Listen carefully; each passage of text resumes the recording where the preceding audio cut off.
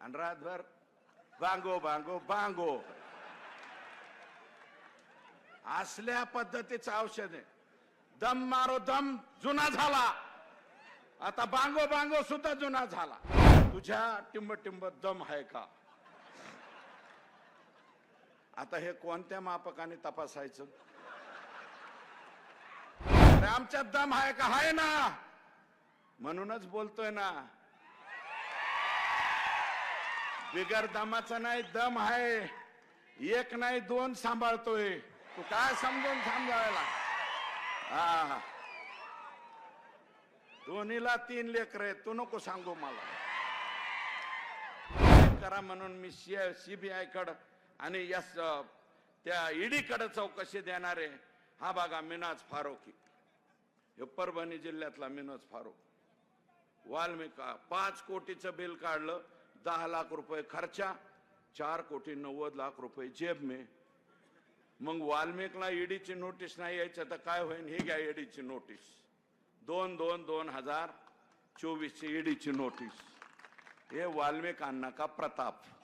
इथं एक प्रताप बसलेले आहेत माग, बर का, प्रताप पाटील, प्रताप सिंह पाटील.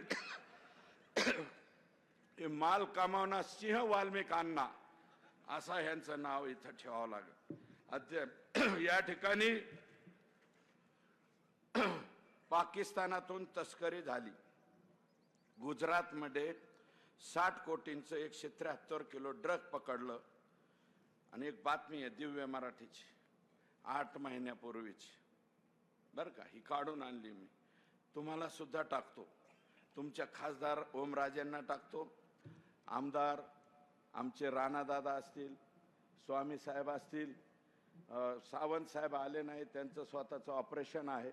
मला वाटतं त्यांचा पुतण्या का कोणतरी आलेला आहे, पण त्यांचं ॲक्च्युअल हार्टचं ऑपरेशन तिथे आहे, त्याच्यामुळे ते आलेले नाहीत. मला स्वतः तर ते बोलले, यांना असं असं परिस्थिती आहे. याच्यामध्ये ड्रग महाराष्ट्रातील तिघांसह 5 अटकेत. 3 दिवसात 890 कोटीचे ड्रग जप्त. दिव्य मराठीची बातमी, दिव्य मराठी पेपर. हा पेपर बघ.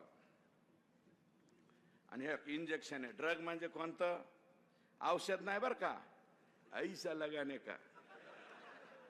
आणि रातभर बांगो बांगो बांगो. असल्या पद्धतीचं औषध आहे.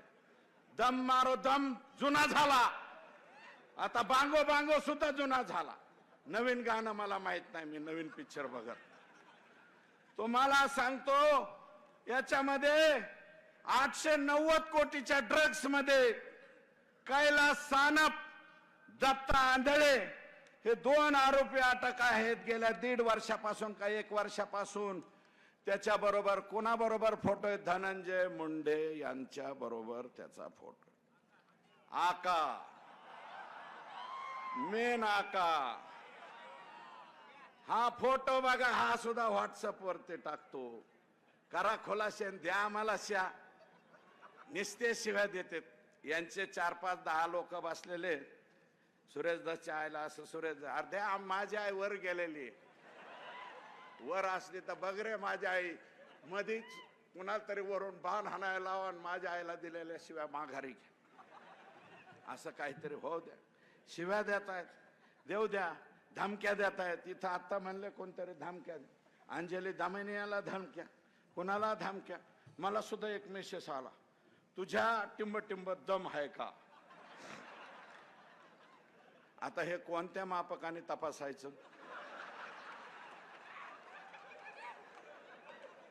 सिंपल पेंडुलम आहे का? कोणतं यंत्र आहे हे तपासायला? जाऊ द्या, मी त्याच्यावरती जाणार नाही. पण हे औलादी कसले आहेत? हे असले पिलावळ कशी सांभाळता?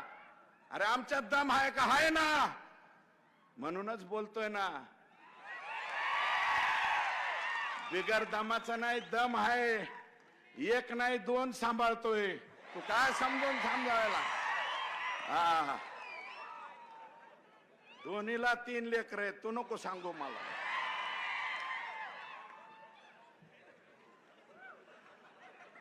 पाकिस्तानातल्या तस्करी बरोबर यांचे फोटो.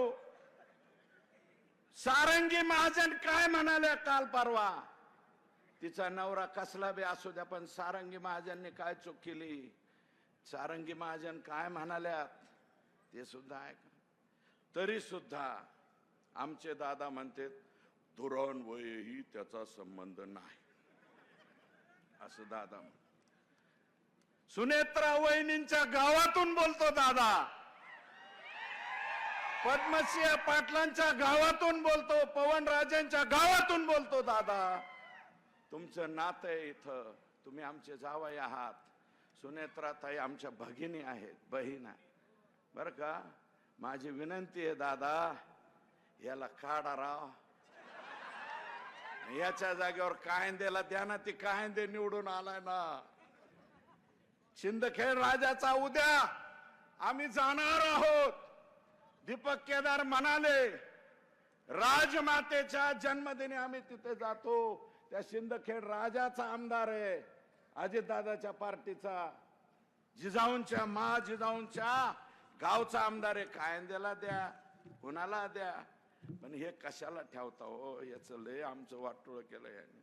माणसं मारायला लागलाय हो, दुपारून माणूस मारलाय, पुन्हा ह्याला सत्य ठेवा म्हणजे दिवस उगताच मारीन. किती वाईट आहे. एकट्या वालू काकाला कशाला दोष देता. वालू काकाची बॅक साईड कोण आहे हे बघा.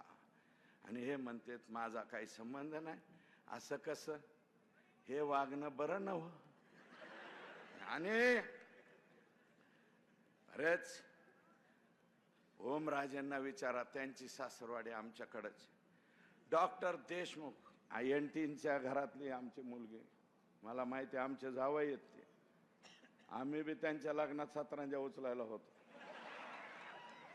MT नानाचं असल्यामुळं बरं का, कारण त्यांचं ना आमचे घरगुती संबंध, त्या फॅमिलीचे.